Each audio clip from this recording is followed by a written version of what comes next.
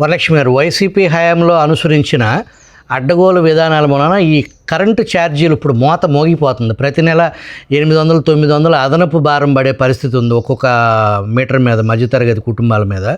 కానీ వైసీపీ నాయకులు కానీ, సాక్షి పత్రిక కానీ ఈ పాపం మొత్తం చంద్రబాబు దాన్ని గగ్గోలు పెడుతుంది. దీన్ని విడమర్చి చేపటంలో కూటమి నాయకులు, అధికారులు విఫలమయ్యారు. వీళ్ళు అసలు చేసిన పనులు ఎడమర్చి చెప్పపోటానే పోయినసారి వీళ్ళు ఓడిపోయారండి. 2019లో చేసిన ఏది చెప్పుకోలేకపోయారు వీళ్ళు. బయట నుంచి వచ్చి మేము అప్పులు తెచ్చాం, తెలంగాణ నుంచి అప్పు ఎంత తీసుకున్నాం, మనం ఇక్కడికి వచ్చి అప్పు ఎంత చేసాము, ఇక్కడికి వచ్చిన తర్వాత మనం ఏ పరిశ్రమలు తీసుకొచ్చి పెట్టాం, కొత్తగా రాజధాని అయిన తర్వాత ఇంతమంది భూములు తీసుకొని ఏం చేసాం మనం. రాజధాని ఒకటే కాదు, చుట్టుపక్కల జిల్లాల్లో, మనం చిత్తూరు జిల్లాలో కానీ ఇంకో మనం ఏం పెట్టాము, ఇవన్నీ కూడా చెప్పటంలో విఫలం అయ్యే పోయినసారి వాళ్ళు ఓడిపోయారండి. వాళ్ళేమో అసలు ఏది చెప్పిన అబద్ధం కూడా గోడే వాళ్ళు.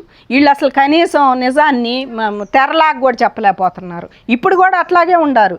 ఇప్పుడు కూడా ఇజ్జత్ బిల్లు ఇట్ట అయినప్పుడు వచ్చి ఇజ్జత్ పోయినసారి ఇట్లా జరిగిందని ఏదో ఒక మీటింగ్లో నామక చంద్రబాబు గారు చెబితే సరిపోద్దండి. మీటింగ్లకు వచ్చినప్పుడు ఏదో నామక చెబితే నామకగా దాని మీదే చెప్పాలి.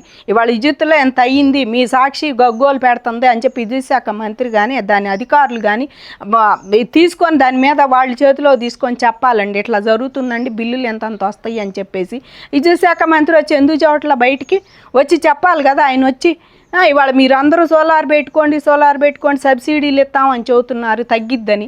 అది ఎందుకు తగ్గించాలి, ఎందుకు ఇంకా ఉంటే మీ దగ్గర కొంటామని కూడా చెబుతున్నారు ఇవాళ ప్రభుత్వం.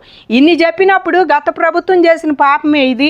ఇంత పెరిగిపోతున్నాయి. మరి ఇప్పుడు 300 దాటితే రేషన్ కార్డు లేదని చెబుతున్నారు అందరికీ.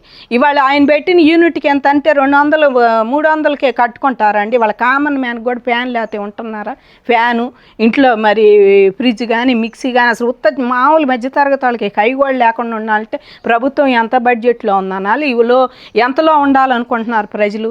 కాబట్టి వీళ్ళు చెప్పే దాంట్లో పూర్తిగా విఫలమేనండి. ఇప్పుడు కదా వాళ్ళు ఫస్ట్ నుంచి అంతే. టీడీపీ వాళ్ళు చెప్పేదానిలో వాళ్ళు నాకు అభిమానం, చాలా అభిమానం. పార్టీ అన్న, బాబు గారు అన్న మాకు చాలా అభిమానం. కానీ ఇంకా వాళ్ళు ఫెయిల్ అవుతున్నారు అంటే వాళ్ళు అసలు సాక్షి పేపర్ని ఆ రకంగా వదులుతున్నారు. చూడపని సాక్షి ఛానల్లో కానీ పేపర్ కానీ ఇష్టం వచ్చినట్టు ఆగుతున్నారు, ఇష్టం వచ్చినట్టు రాస్తున్నారు. మీరు ఎందుకు చెప్పటం లేదు అది? పోనీ మీకు ఏ పేపరు ఛానల్ లేకపోయినా మీరు చెప్పించుకోవాల్సిన అవసరం మీకు కూడా ఉంది. మీరు కూడా ప్రెస్ మీట్లు పెట్టి అది చెప్పాల్సిన అవసరం ఉందండి విద్యుత్ శాఖ మంత్రికి.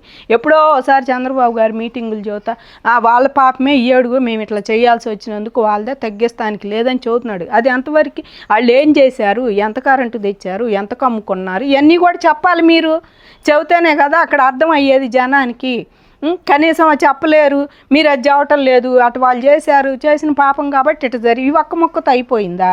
కాబట్టి వీళ్ళు కూడా చెప్పడంలో ఫెయిల్ అయ్యే 19లో ఓడిపోయారండి. ఇప్పుడు కూడా వీళ్ళు చేసిన ప్రతి పని వచ్చి బయటకు వచ్చి ఏ మంత్రి ఏ పని తాలూకా మంత్రి ఆ మంత్రి చెప్పాలి, వచ్చి బయటికి ప్రెస్ మీట్లు పెట్టి చెబుతూనే ఉండాలండి. అవి జనం మర్చిపోకుండా ఉండటానికి.